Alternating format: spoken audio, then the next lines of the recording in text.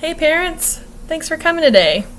I'm going to try to keep this one short and sweet. I want to help you. I just did a parent survey for my class, and a few of the parents are starting to get frustrated with their child because they don't want to do the work. And that does happen. We get into a place where our kids are finding it hard to stay motivated, and they want to please you, but they're also so tired of the same routine for distance learning. But you'll see this type of behavior during regular homework times during a school year as well. And that's when you have to start becoming flexible as a parent. You don't want to start getting bossy and be the finger pointer. You need to do this. Do it now. Bah. You don't want to get into that behavior, because then they're doing it because they're scared of getting in trouble or scared of you. And the way to really work with your child is to continue to tell them that you're very proud of them, and to keep laying on the high fives and tell them when they're doing great, because that is what they want to hear ultimately. And we want them to be proud of themselves. I'm one of those people that always says, "Oh, I'm so proud of you." That's me. That's how I feel. But we actually want to train our kids to learn themselves how they feel about their work. How are you feeling about your work? How do you think you did? Because then they can get their confidence from themselves. They can fuel their own positivity by telling us that they're proud of themselves and what they liked about their work the best. But going back to how to be flexible for your child when it comes to their work, you should have in your mind 3 or 4 things that you want your children to complete in a day.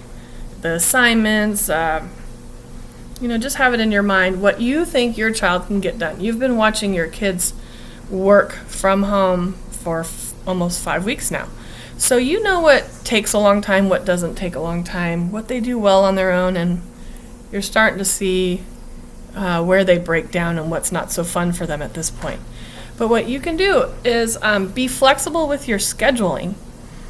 Don't insist that writing has to happen in the morning or right after they eat lunch. It doesn't have to happen at the exact time that you want it, but you do want it done by the end of the day. Would you agree with that? That you want what you have in your mind to be done by the end of the day.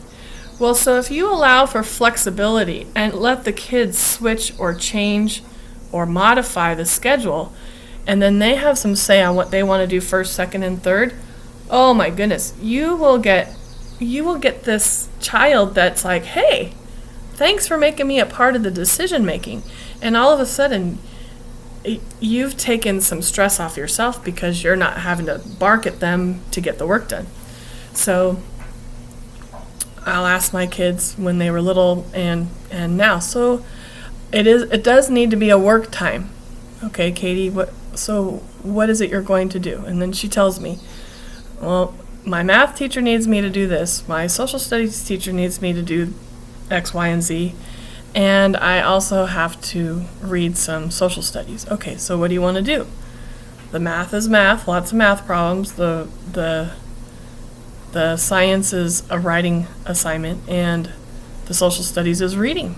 So I'm going to say, because your teachers assign those and they're all due today, what do you want to do first? What are you in a mood for? And what's great is she knows what she's in a mood for.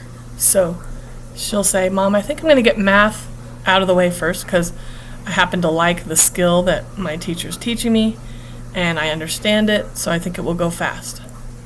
Boom, check it off the list. Boom, check it off the list. I love it.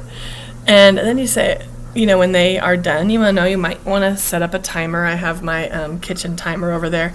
Might set up a timer and just check on how long it's taking. "Hey, do you mind if we time you so we can just see how long it takes you to finish an assignment?" And then we'll just compare each day. You don't have to have it be a competition, and the timer is not meant to make them rush and be, sloppy, but it does help them recognize how long it takes them to do something. Then, so Katie, what are you going to do next? Because now you have either the writing or the reading assignment that you know you have to do. I kind of need a break. I think I'm going to do the reading first, Mom, so I'm in a mood to read, and then I'll eat, and then I'll do the writing. See, and so when the kids own that, they're owning what they're going to do. The next thing you know, they are ready to please you because you gave them a chance to be a part of the process. And you're going to be surprised what your first graders that are almost second graders can handle. When I'm doing my parent tips, I am talking to my parents, hoping that it helps them with their current academy first graders. But really, the tips are good for anybody. You just have to adjust it a little bit. And as you can see, I use it on my 8th grader, and it helps. And it's not me barking at her saying you must do this by a certain time. You just need a certain amount of work done by the end of the day. And hey, Katie, make sure you visit Schoology every day because that's how the school district is taking attendance. So, hey, make them a part of the decision making. You unruffle your feathers a little bit so that you can be flexible, know what you want your child to complete in one day, and then assign it, but now your child can say what they want to do first, second, third, and fourth. Don't forget wiggle breaks. Your kids need to wiggle. A first grader can really only handle sitting for 20 to 30 minutes. If they're 4th and 5th graders, the magical thing about a 4th grader and even a 3rd grader is they can sit from 30 minutes to 45 or 50 minutes and really get a lot done. And then at 5th grade, they can handle a whole hour. It's really quite impressive. And I always like the upper grades for that because it was magical that students can work on their own for at least 45 minutes. It's magical what they can do. And all of a sudden you're not in little kid world. But when you're in little kid world like me, I wouldn't want your kids to sit longer than 20 or 30 minutes in a first grade setting because they need to wiggle. Make them run down the hall, make them run up and down the stairs 5 or 6 times, take a bike ride around the block. I mean, if you feel comfortable with that, of course. Go run around the court, run to a corner, go touch the fire hydrant and come back. That's enough. Gets them stimulated again, and boom, get right back into the next subject. So I know sometimes talking about it makes it sound so easy. Now you have to go and really apply it in your home life. So good luck to you. Know that I'm very proud of you. You're doing a great job. I am your best cheerleader, your biggest fan. Yeah! Good job, parents! Know that I'm here for you if you need anything, and just keep coming back to visit because I think it's important.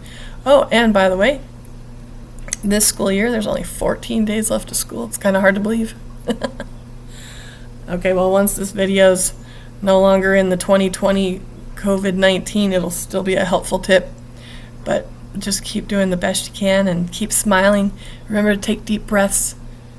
Tell your partner when you need a break because you have to do teamwork. High five. Ready, switch. I'm so proud of you guys. Keep doing a great job. Thanks for visiting. Let your kids be a part of the process. Bye.